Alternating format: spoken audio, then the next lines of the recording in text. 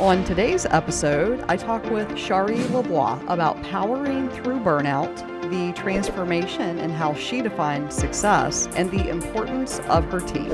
I'm Julie B., and they don't teach this in business school. Hey there, I'm Julie B., and this is They Don't Teach This in Business School. On this podcast, we discuss the behind the scenes of being a business owner. Today, I'm really excited to interview Sharai Lavoie, the CEO of Lavoie CPA. And I'm really looking forward to this because I know we're going to have some really fun conversations and also learn a lot about being a business owner. So, Sharai, thanks for being here. And why don't you let's start off with telling me about your business and your role in the business. So we've been around for over 13 years now, going on 14 years, and we are a financial operations management firm. We don't do tax, we don't do audit.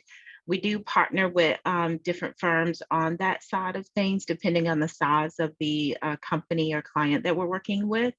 But we focus in outsourced accounting. We lovingly call it accounting as a service, or you may see our branding that says ass or get your ass in gear. So that's AAAS on that side. But we also sell and implement technology, and we have a consulting side where we do project work, system selection, process improvement, due diligence work, quality of earnings work on that side of things. So it's a lot going on, but it all intertwines into each other, and I thoroughly enjoy it. So I'm responsible for the direction, the business development, the pivots that happen all the time, staffing, everything.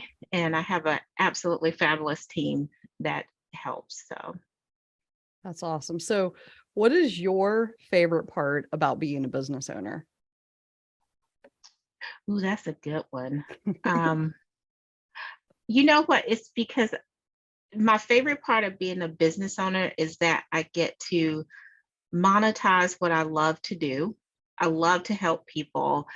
I love to clean stuff up. I love to see things get going, and I love to reimagine like what could be, what's the next level, what could be.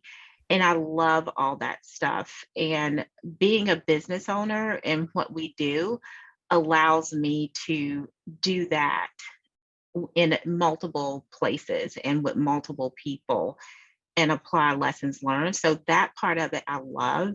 And I also love being able to use our organization for community good and charitable purposes too, because that's a big part of me in this. I think having that extension of the business is really good too. So I want to ask you a question about the work that you described. I would put into the class of the visionary elements of being a business owner. So how do you make sure that you have the time, the space, the capacity to actually do that work? Because I know for a lot of business owners, that's so often the stuff that gets put aside or put on the back burner, even though it's probably the most important work we can do. How do you make sure that you have the capacity to do those things? If we're talking about for me, Mhm. Yes, for let's the talk about for you. company, that is that's an ongoing thing. Mhm. Sometimes that happens on Saturdays, but honestly, it happens all the time. And so I've tried to get into a habit of writing those things down instead of thinking that I have to have focused time, because those visionary things are things I get to do with my clients. Mhm. But when it comes to, it's kind of like the carpenter's house, right? When it comes Mhm. to your own house, you kind of ignore it sometimes, but it always comes back when you step on that nail and you're like, I got to get that done. Mhm. So for that, I think about it all the time. I doubt if there's a time that I'm not thinking about it, Mhm. because I always tell the staff, like, I'm already over there. Mhm. So I'm just trying to get things done so that you guys can get over there with me. And so I'm usually always thinking about those things. They're always in the back of my mind. It's just that I don't necessarily say, I'm going to block 2 hours to think about this today, which I Gotcha. probably should, but I don't. Yeah, how I mean, Whatever works, as long as you're getting to it. I think that that's the main thing. I think, there's a lot of systems and processes out there, and don't get me wrong, I love a good system and a good process, but I think you have to find, you find pieces and parts of what's offered out there and make it work for you, and you kind of create your own process along the way. So I think as long as you're doing the work you love to do, and getting to be that visionary, that's what really matters. Yeah, I would agree with that totally. So, Shari, you've mentioned your team several times, and would you talk a little bit about how important your key employees are to you, and maybe also some moments that you're particularly proud of that they've done over the past year or so? Uh, d- I take my team very seriously. I guess I Mm-hmm. could say they're extremely important because there's no way, you know, the firm would be where it is right now, or I would be where I am right now without them. Mm-hmm. And, we do have some very key employees, but everybody plays a part. Mm-hmm. And so I always try to make sure everybody understands that no matter what you're doing, you're playing a huge part in a much bigger picture. And so to take that as seriously as you possibly can is what we should do. And I would have to say that, Matt DeWall has been instrumental Mm-hmm. in a lot of that too. And he has just really, we play off each other very well. And Mm-hmm.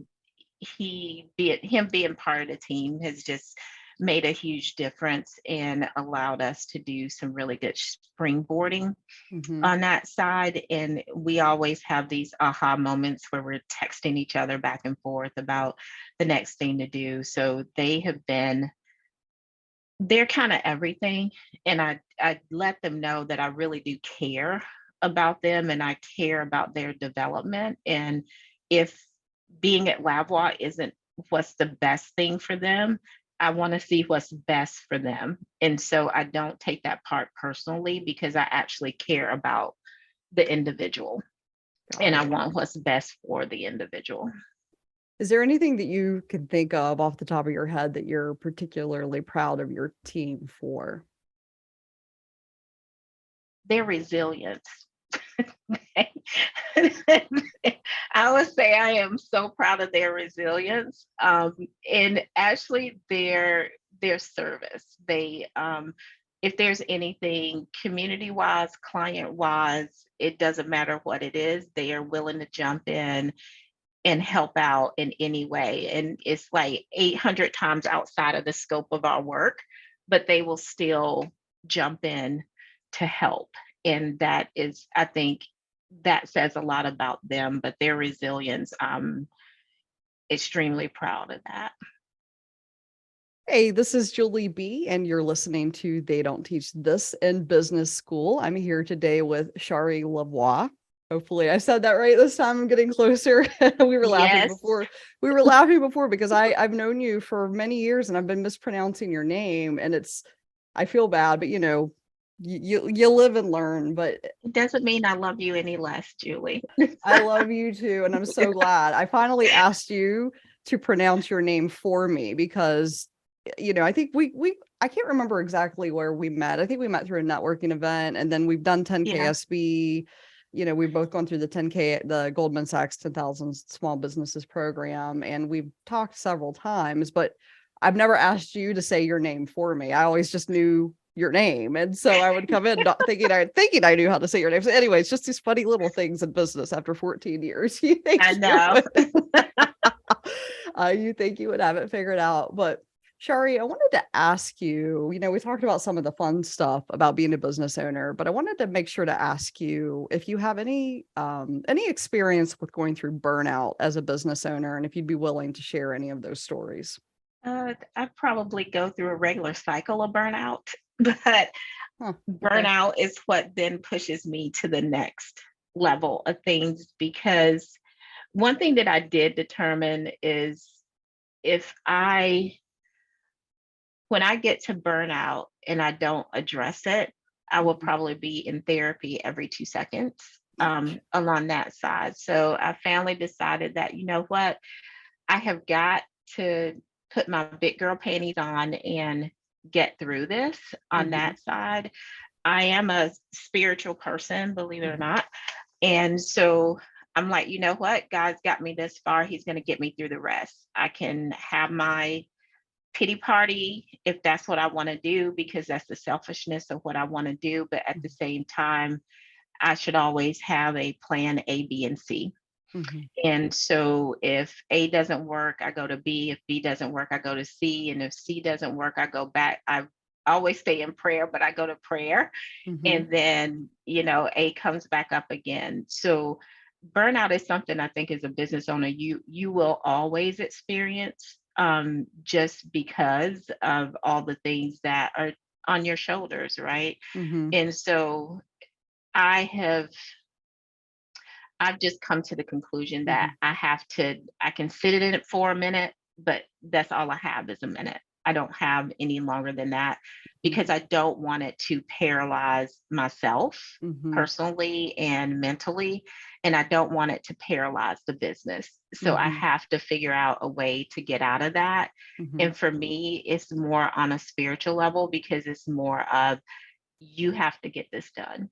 If Mhm. the quickest way to get me to do something is to tell me I can't. And so, Motivation. Yep, that's yeah, right. if you tell me no, that's not suited for you, or no, you can't, Mhm. I will put it in your face every time. So that is the quickest way to get me to do something. And so because that drives me, and that sense of things is my own internal overachievement, wanting to accomplish, burnout becomes something that I know is going to happen, Mhm. but I also have started conditioning myself as to how to push through it. And I hope that answers your question. I have a couple of follow-up questions, but that is pretty much the summary of what I hope business owners see, after they read the book that I've written about burnout when it comes out next year. But it sounds like you have accepted that burnout is going to be part of your life. And you also know what I heard you say is that usually on the other side of getting through burnout, you have a breakthrough, you might have a breakthrough in business of some sort. Is that are those fair statements? That is very fair. Yeah. Very fair. So one thing I wanted to ask you is how do you recognize that you're in burnout? Like what is going on in your, in your, just in your mind or in your body or whatever? Like how do you know you're in burnout? I know I'm in burnout when everything is irritating me. Mm. I am very much a person where, if you can't have fun doing it, you shouldn't be doing it Mhm. at all. I mean, nothing should feel, work shouldn't feel like work. And if it feels like work, you probably need to do something else. Mhm. And when it starts feeling like work and things are irritating me, I know I'm getting to that place of burnout, because I'm not already iterating on the next thing so that it doesn't irritate me. And Mhm. so that's how I know that I'm getting there. And I Mhm. know, okay, I need to take a moment and get this together, even if that's staying here at the office after everyone is left, so I can Mhm. have my little pity cry party and then go home to my family whole. Mhm. Then that's what I need to do. But those are the triggers that I know Yeah. of, that when it's coming, I know it's coming. Yeah. And I think, you also said something really important there, Shari, about if you know it's coming, but you might stay at the office and work late. And I think the reason I want to highlight that very particular point is for business owners, when I've had a burnout that's put me into that I went to the emergency room for because I thought I was having a heart Ooh. attack. It was a panic attack. And the cardiologist I saw basically said, do less, take a vacation, take a break, take it a little easier, which is not bad advice, right? Like, it's not bad advice. And business owners telling a business owner that is like just pouring gasoline on a fire that's already there. So I think it's so important to recognize that in yourself, that if working through the whatever the problem is, or spending a little bit more time on work might be the way that you actually get on the other side of burnout, is so crucial. I wanted to point that out because I think that's very important. I agree with you because I love what you said about it's like pouring gasoline on a fire. Mhm. Because if you tell me, if I know I'm at that point and you're like, okay, you just need to disconnect. Well, when I disconnect and go on vacation, guess what I'm thinking about the Yeah, whole time? your business. Every single thing that I know is going to be there when I get back. And if I can just carve out 15 minutes, I can get this part done, I can address this. Whereas if you just come up with a plan to get yourself to a good point and then go on vacation, then you can breathe. And Mhm. when people tell you to disconnect and do all these things, it's easy to say it. It's Mhm. 100% harder to do when you know that you've left strings loose. And also when you know that your team isn't at their peak where it's covered. Like when you get back, it's not going to be, if you disconnect, I find it very hard to completely disconnect. But if you do Mhm. disconnect, like you, when you come back, that it's not going to be a tsunami, right, of Mhm. things that are coming at you. Because for me, that creates anxiety, like Mhm. that part. So for me, Mhm. just powering through it, getting it to a good point, and then I can not let that be a worry in my mind and Yeah. lose sleep over it Yeah. as well. And then you could actually start recovering from burnout, basically. Exactly. Yeah. Mhm. Yeah. Mhm. You're listening to They Don't Teach This in Business School, and I'm the host, Julie B. I'm here with, let me say that again. You got it, Julie. I got it. Oh my God. I am here with Sharai Lavoie. Yeah. Sharai Lavoie. Oh my gosh. Anyways, I wanted to ask you, so we just talked about some deep stuff about burnout, and I wanted to ask you something that hopefully is a little bit lighter. How do you define success? It's an ongoing conversation, Julie. I ask the deep questions here. That's what you I you do. do. That is like an ongoing conversation. Um, you know what? I'm here and I'm still standing, and that should be success enough, really, honestly. Um, but I will admit, honestly, for me, it's not, Mhm. but it should be. And Mhm. that is something that I have to keep grounded in, that my level of success and my picture of success with who I know I am and who I want to be may not be someone else's, Mhm. just because of who I am. So I honestly, I reiterate on success all the time because I think it's levels to it. Mhm. And when you're at different points in your life, success looks differently for Mhm. you. In my Mhm. 30s, it looked different. I'm still in my 30s. Mhm. I'm only kidding. That's awesome. I just perpetually stay in my 30s. There you go. Yeah, that's right. That's how you do it. But it looks different all the time for me. And I Mhm. don't I don't I don't hang my hat anymore on a revenue number. I don't hang my hat anymore on a number of employees or anything like that, Mhm. because success is way more encompassing in my total self versus Mhm. just what I do, which is one question I hate when people ask what I do. I'm more than just that. Oh yeah, no, I hear you. I'm yes. I'm going through that struggle right now is trying to figure out telling people what I actually do these days.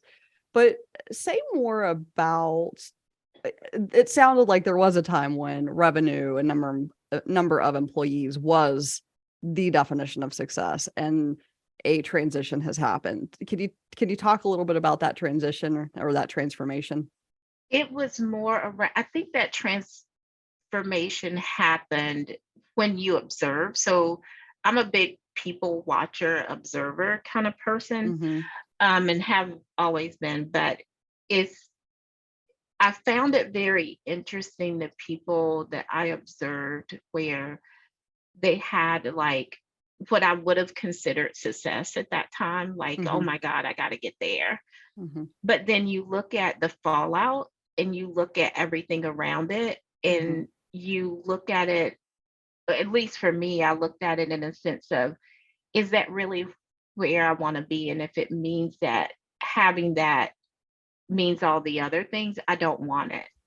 Yeah. Like there's a sense of core self that like I don't want it. Like I've fought very hard to just really pivot myself to just being comfortable with just being myself and not what other people expect me to be, um, on that side. And so it just kind of became, do I want to give up that sense of myself for that?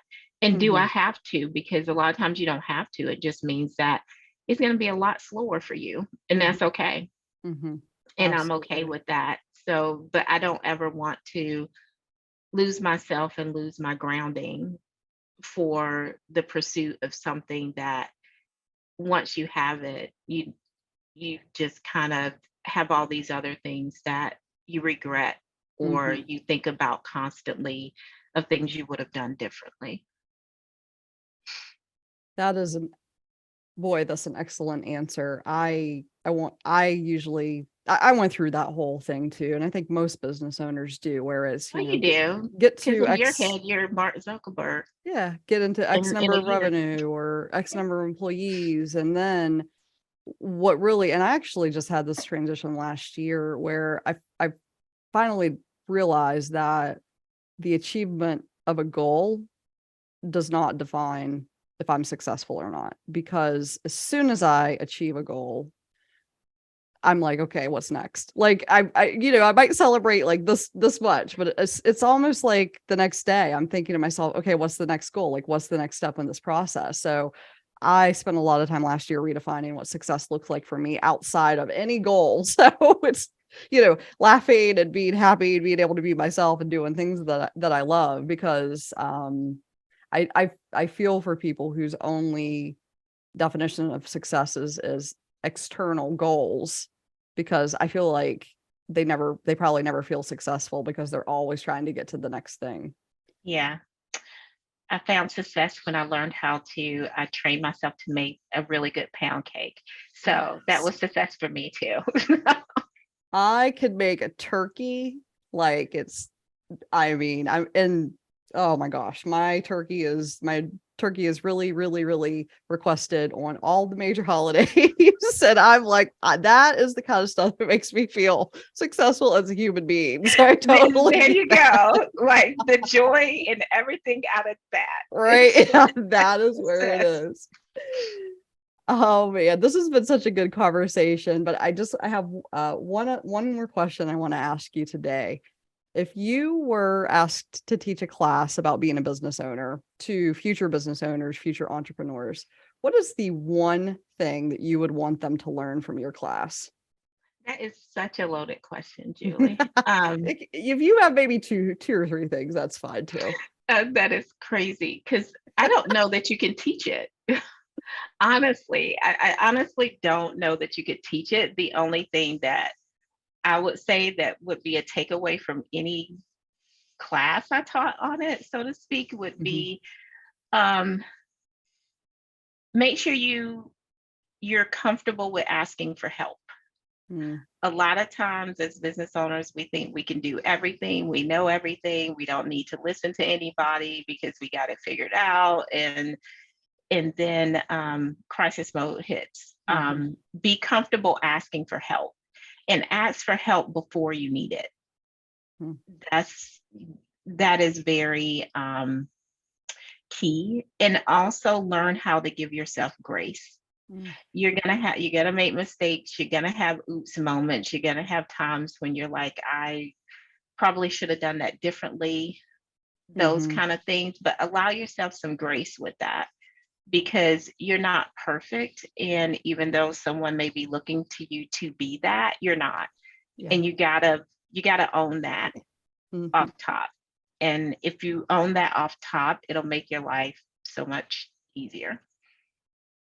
Wow. Well, yeah, I think we are going to wrap it up right there. So, Shari, I have really enjoyed this conversation so much. I'm so glad we finally got it on here, got it recorded, and I Yes.